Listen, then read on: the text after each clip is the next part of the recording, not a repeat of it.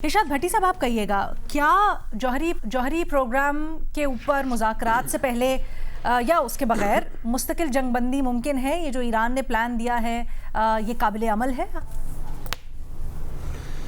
Madam Sheikh, बिल्कुल मुमकिन है।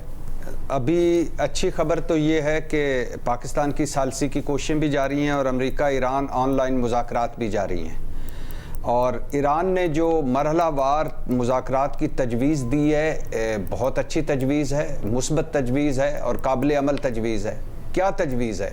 इस पर कल भी बात हुई है कि पहले जंग ना होने की गारंटी दी जाए, ज़मानत दी जाए, दोबारा हम पर हमला नहीं किया जाएगा, इसकी ज़मानत दी जाए, फिर कोई बहाना बनाकर हम पर चढ़ाई नहीं की जाएगी, इसकी ज़मानत दी जाए, हम आगे बढ़ जाएं तो ये सारा कुछ छोड़कर फिर हम पर क़यामत नहीं बरसाई जाएगी, इसकी गारंटी दी जाए।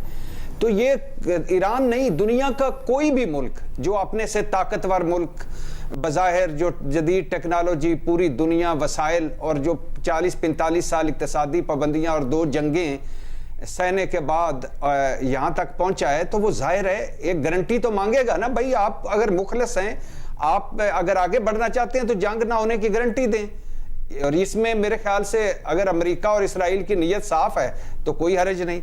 दूसरा, अमेरिकी बहरी नाकाबंदी ख़त्म करें, हम अबनाए हुर्मुज़ पर वो ख़त्म कर देते हैं कंट्रोल, और आप वो ख़त्म करें ताकि बात आगे बढ़े। तो ये बुनियादी 2 जो चीज़ें हैं, इसमें क्या हर्ज है? ये तो जज्बा खैर सगाली के तहत वैसे ही कर देने चाहिए कि चलो जी बड़े इश्यूज पर जाते हैं। जैसे अमेरिका को बहुत फिक्र लगी हुई है कि ईरान के जोरी मामले पर या जोरी उनकी जो प्रोग्राम है या मंसूबा है, उस पर बड़ी फिक्र लगी हुई है पूरी दुनिया के। हालांकि इसराइल एटमी ताकत है और जो ईरान पर इल्ज़ामात हैं उससे डबल इस पूरे खित्ते में इसराइल कर रहा है, लेकिन उधर कोई नहीं देखता। लेकिन चलो, इस पर बड़ी उसको फिक्र लगी हुई है। तो ये इतनी बड़ी फिक्र के लिए ये 2 बुनियादी चीज़ें जो ईरान का हक है वो पूरी कर दे। अब फिर उसके बाद है जोरी मामला देखने का मुतालबा। तीसरे मरहले पर ईरान आता है। हाँ, ये दोनों करें, तीसरे मरहले पर आएँ। अब जैसा आपने बताया कि ट्रंप साहब की अपनी जो सलामती टीम है उसके साथ मुलाकात हुई है और अमरीकी मीडिया बता रहा है और मार्को रूबियो साहब ने भी इसकी तरफ इशारा किया है कि तजावीज़ से कोई ख़ास खुश नहीं है ट्रंप साहब, लेकिन गौर कर रहे हैं। अब मुझे आ जाइए जोहरी पर, ये जो जोहरी मामला है, मुझे बताएं मैडम शेख कि 12 रोज़ा जंग जो पहली थी 47 रोज़ा जंग के बाद से पहले, तो उस पर जब आखिरी दिनों में अमेरिका ने ख़ास अमेरिकी जहाज़ चले थे अमेरिका से और आकर उन्होंने वो बड़े हैवी बम्बों से और जदीद जहाज़, जदीद बम्बारी और तीनों तनसीबात तबाह कर दी, जोरी तनसीबात ईरान की। और सदर ट्रंप ने क्या कहा था?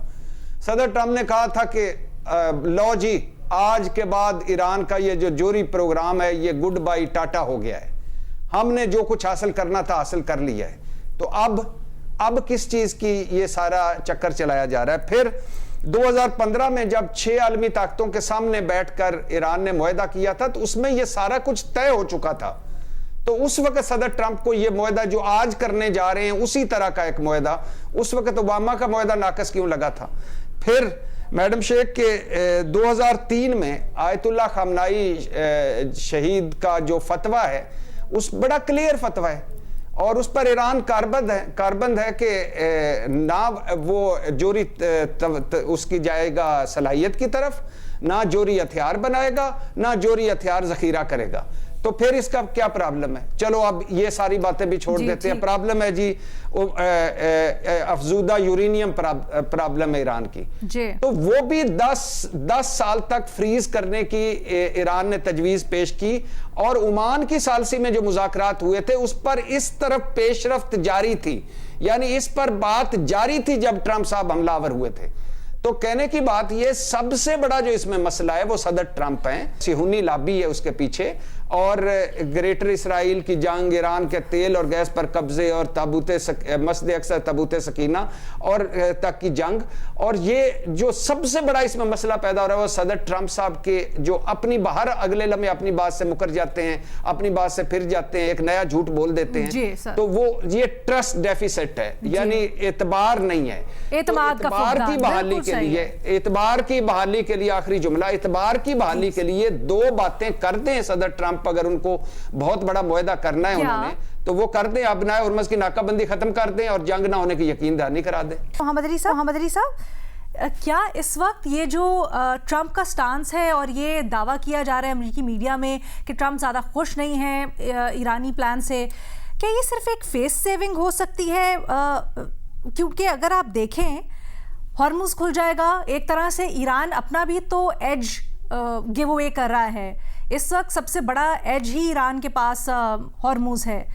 سو کیا صرف معاملہ اس وقت یہ رہ گیا ہے اس ڈیل کو نہ ایکسیپٹ کرنے کا کہ امریکہ کو فیس سیونگ نہیں ملتی, ایک اچھا آف ریمپ نہیں ملتا, یا پھر وجہ کوئی اور یا امریکی خدشہ کچھ اور ہو سکتا ہے؟ دیکھیں, ابھی شارٹ ٹرم میں جو بات ہے وہ یقینی طور پہ صدر ٹرمپ جو ہیں ان کو فیس سیونگ چاہیے ہے, اور گلف آف ہرمز کا معاملہ جو ہے این ممکن ہے کہ وہ فیس سیونگ کی طرف ان کو اپرچونٹی پرووائڈ کرے. لیکن میں کوئکلی ایک کامنٹ کرنا, بڑی امپورٹنٹ ڈسکشن ابھی ہوئی عالمی قانون کے حوالے سے, میں صرف اس پہ یہ وضاحت کرنا ضروری سمجھتا ہوں کہ دیکھیں, ایک جانب جو بڑے پیمانے پہ ہتھیار جو دنیا میں پھیلانے, جو بڑے پیمانے پہ تباہی پھیلانے والے ہتھیار ہیں جن کو ویپنز آف ماس ڈسٹرکشن کہا جاتا ہے, ان کے حوالے سے عالمی قوانین کے تحت 3 بڑی ٹریٹیز موجود ہیں. ایٹمی ہتھیاروں کے تخفیف کے حوالے سے جو ٹریٹی ہے اس کو نان پرولیفریشن ٹریٹی کہتے ہیں, جس کا ایران سگنیٹری ہے, اسرائیل نے وہ سائن نہیں کی ہوئی ہے. دوسرا حیاتیاتی یا بایولوجیکل ویپنز کے حوالے سے BTWC ہے, جو کہ biological and toxin weapon convention ہے, اسرائیل نے وہ بھی سائن نہیں کیا ہوا ہے. تیسرا جو ہے وہ کیمیکل ویپن کنونشن ہے, جو کیمیاوی ہتھیاروں کو بین کرنے والا کنونشن ہے, اسرائیل نے وہ بھی سائن نہیں کیا ہوا ہے. تو ایک جانب جبکہ امریکہ کا موقف یہ ہے کہ ہم اسرائیل کے دفاع میں اور ایران کے ایٹمی پروگرام کا خاتمہ چاہتے ہیں, تو یہ عالمی قوانین جس کی سربراہی اور جس کا اوریجن خود امریکہ کا رول ہے اقوام متحدہ اور UN چارٹر میں, اس کے عین منافی یہ بات ہے کہ ایک جانب جو ہے اسرائیل دنیا کے کسی قانون, چاہے وہ ایبسولوٹلی سر, اور جیسے ابھی ریما نے بھی پوائنٹ آؤٹ کیا, صرف ایک نہیں, کئی کانٹرڈکشنز ہیں اس یہ جو لیگل جواب سامنے آیا ہے اسٹیٹ ڈپارٹمنٹ کا, اس میں دستبردار ہو جائے. بالکل صحیح ہے.